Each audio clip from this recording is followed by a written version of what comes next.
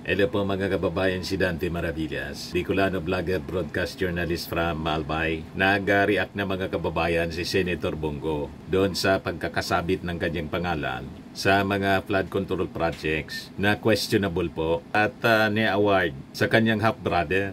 Tumataginting mga kababayan na 326 million flood control projects sa Davao. Sa Davao lang ito. Ang comorner, yung utol ni Senator Bongo. So ito yung report ng Pilipinas Today as published din ng Billionaire News. 5 flood control projects sa Davao City na may kabuang halaga na 326 million pesos ang nakupo na corner ng Alfrego Builders in Supply na pagmamay-ari umano ng kapatid half-brother ni Senator Bongo ayon sa lista ng sumbong sa Pangulo.ph ni President Ferdinand Marcos Jr. Yan o. Lahat sa Davao del Sur, Davao City, mga kababayan. Dumipensa si Senator Bongo. Yan o. Sabi dito sa report ng Billionaire News Channel, Senator Bongo speaks out. My conscience is clear. Pushes anti-nepotism bill. Tulad ni Chis Escudero, biglang nag-sponsor po ng isang anti-nepotism bill. Alams na, kahit po hindi ka mag-anak, tulad ni Lawrence Lubiano, yung kontraktor na kaibigan niya, diba, nagbigay sa kanya ng 30 million. Bawal pala, sabi ng COMELEC, ang isang kontraktor ng gobyerno na magbigay ng campaign fund sa isang politiko. Diba? O ngayon, si Senator Bongo lumipensa tulad ni Chis Escudero. Sabi dito, Senator Bongo has responded to reports about flood control projects in Davao linked to a company owned by his half-brother.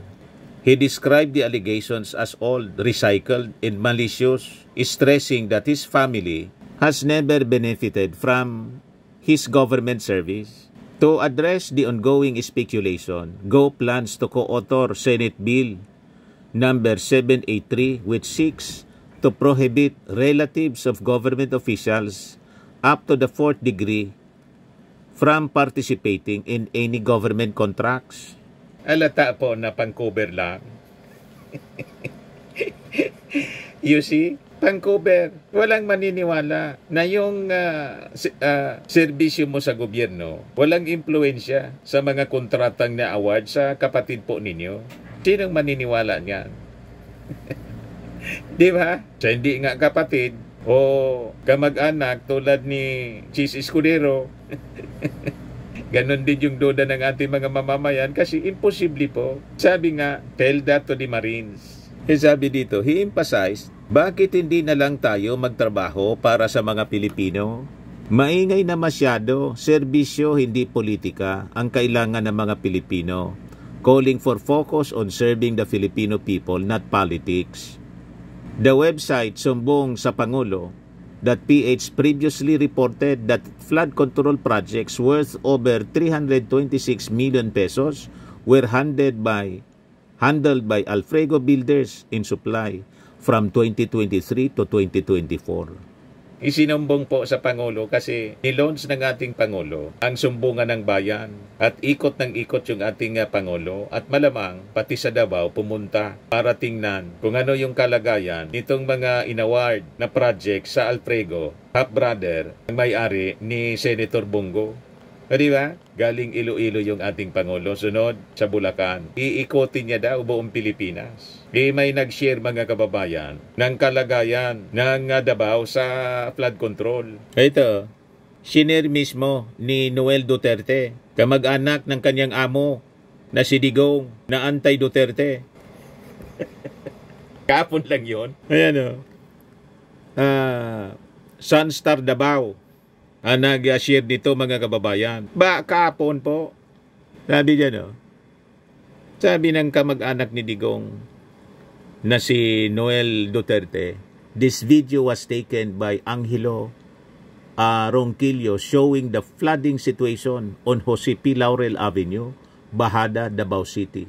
After heavy rainfall past 8 p.m. on August 15, 2025. The other night lang po. Ayan o. Ay, gulo ko yan.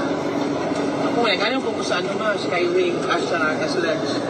Ay, gulo. Taas maniman. Ano na, Senator Bongo, kumusta yung epekto ng flood control project ng kapatid po ninyo?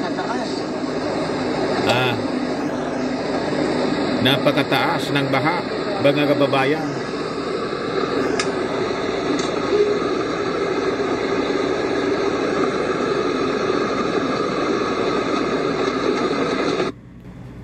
Daing tagong hilom na daing mabubulgar, nothing concealed which shall not be revealed, or hidden which shall not be made known.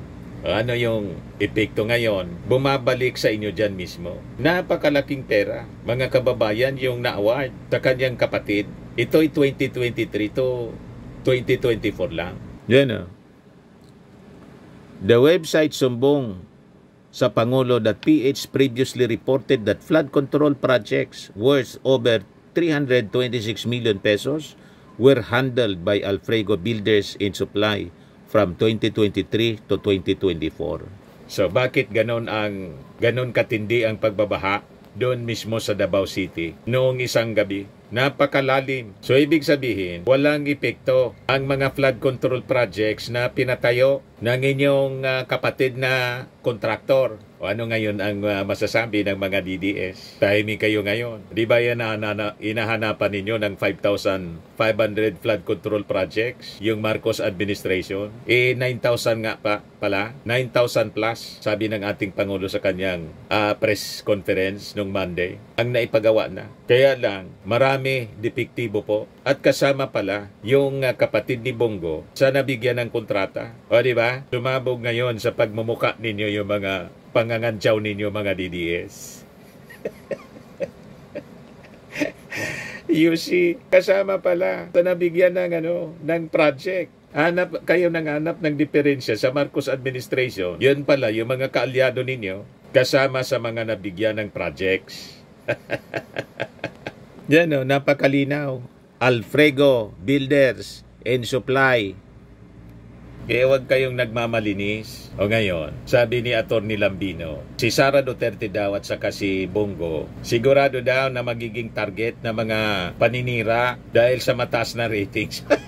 Anong paninira na sinasabi ninyo? Ang mga kasiraan ng mga Duterte, lalo na si Sara at ngayon si Bongo, gawain nila mismo. Kung hindi mismo gawain ni Senator Bongo ng kanyang pamilya, tumingaw na nga po. Kaya huwag ninyong sinisisi ang kung sino-sino, yung Marcos administration. Yan sabi rito, Lawyer Raul Lambino, yung kumandidato sa pagkasenador under PDP, said he is certain that Vice President Sara Duterte and Senator Bongo will be the subject of more attacks after a survey showed that they are the most preferred candidates for President and Vice President respectively in 2028. Yan o. Yan yung kanyang post. Raul Lambino. VP Sara impeachment, ano ang dahilan?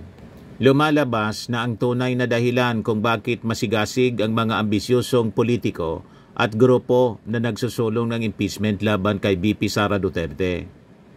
Sigurado ako na hindi nila tatantanan si VP Sara at isasama na rin nilang siraan si Senator Bongo sa mga susunod na araw, linggo-linggo at buwan-buwan hanggang 2028. At sigurado rin ako na magiging mas agresibo na rin ang palasyo sa pagbitaw ng mga maanghang na salita laban kina BP at SBG. Pero hindi mapipigilan ang gusto ng taong bayan. BP Go 2028. Yan ang laging depensa nila, politika. Inapakalinaw po yung impeachment complaint kay Sara Duterte dahil pinagbantaan ni Sara Duterte, yung ating Pangulo, First Lady, at si Martin Romualdez. Yan ang laman ng articles of impeachment. Kung hindi nagbanta, di walang articles of impeachment number 1. Kaya ang may gawa po ng kanyang trouble, mga problema sa buhay, siya man lang po. Pangalawa, yung paggamit ng confidential funds. Hindi man niya maipaliwanag. At ang sabi niya bloodbath, yun pala dismissal. Yan ang ginagawa ng kanyang mga kaalyado. Hindi talaga siya tatantanan hanggat hindi na yan ay papaliwanag. Alangan man palampasin na lang. Di ba? Kaya ang pwedeng gawin ninyo, advisean ninyo si Sarah. Kung talagang naniniwala kayo, walang kasalanan siya, lalo sa korupsyon, ituloy dapat ang trial. Para kung walang kasalanan, di akwital, tuloy ang kanyang pagkandidato. Dapat ganon. Imali yung mga pinagagawa ninyo. O ngayon, si Senator Bongo, bakit siya nasabit? Kung inayos sana yung mga projects ng kanyang kapatid, hindi ito sumingaw. Alangan man pabayaan na lang kasi ina-accuse ninyong pinopolitika dahil sa mataas na ratings. So dahil pala sa mataas na ratings, kailangan palampasin yung mga kalukuhan ninyo. May ganon. So palampasin na lang pala ito. Mismong kamag-anak po ni Digong ang nag-post nito. Palampasin na lang. Ay, gulo ko yan. Huwag na itong aksyonan. Kung kung saan naman, Skywing, Astra, SLEX. Ay, gulo. Taas pa naman. Sa lisyo. Nakataas na nito.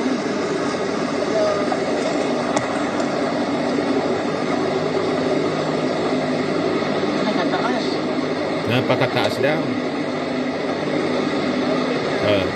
August 15 ng gabi, 8 p.m.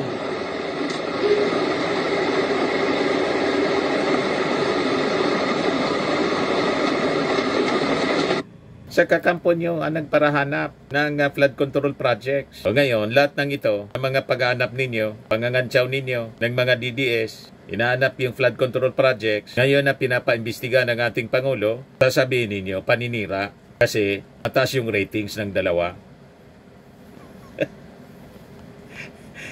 You see, mga kababayan. Hindi pa dyan, mga kababayan, nakikita yung 51 billion na pork barrel fund ni Pulong kung saan napunta. Pati yon sigurado kakalkalin. Panahon yon, mga kababayan, ng dating Pangulong Digong. Pinakang malaki. Imagine, isang distrito. Pagkatapos hanggang ngayon, hindi masolusyonan yung problema sa pagbabaha sa mismong lugar nila. Yon ang nakakalungkot dito, mga kababayan. Damay. Pati yung mga taga Davao mismo. So dapat talaga malaman ng mga taga Davao kung ano yung mga nangyayari para naman baka magbago na ang isip nila sa mga susunod na panahon. Di ba po? Sabi ni Kim Panalo, tamang-tama po sa jet ski holiday. Sabi ni May Dilvalle, the 51 billion flood control projects of the Honorable Pulong, the Dragon, are nowhere to be found. Sabi ni Jed Avic, nothing beats a jet ski holiday.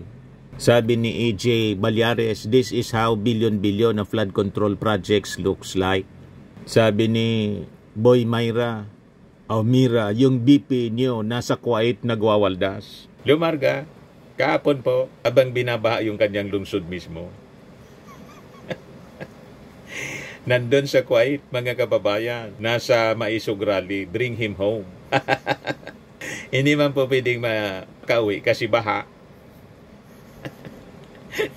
You see? Sabi ni Cecil, ganda sa Davao. Sabi ni Rilin Palma, Bongo, asan yung kapatid mo na kontraktor sa flood control dyan? Sabi ni Chi Lee Liaser, kasama ba yan sa distrito ni Kong Boy Cotsilio na may 51 billion fund? Sabi ni Olivera Ruden, 51 billion flood control. Sabi ni Rinaldo Dofredo, saan ginamit ni Pulong yung 50 billion, 51 po, flood control project? Yan o, 52 billion naman o. Davao City, in 3 years, 52 billion. Nasa na ba ang pinagmamalaking flood control project ng Pilipinas? Yung ating Pangulo po, ikot ng ikot. Ito yung sa Bulacan. Pinasisid ng ating Pangulo yung pundasyon sa mga divers at nangawakan niya yung simento po, nadurog sa kanyang kamay. Ampaw. Dapat anyang managot dito yung kontraktor. Papanagutin natin. Tapos sasabihin ninyo, paninira lang. Inaayos ng ating presidente ang mga problema ng ating bansa na isinisisi sa kanya. Yun pala, mga kaalyado ninyo ang mga salarin. You see?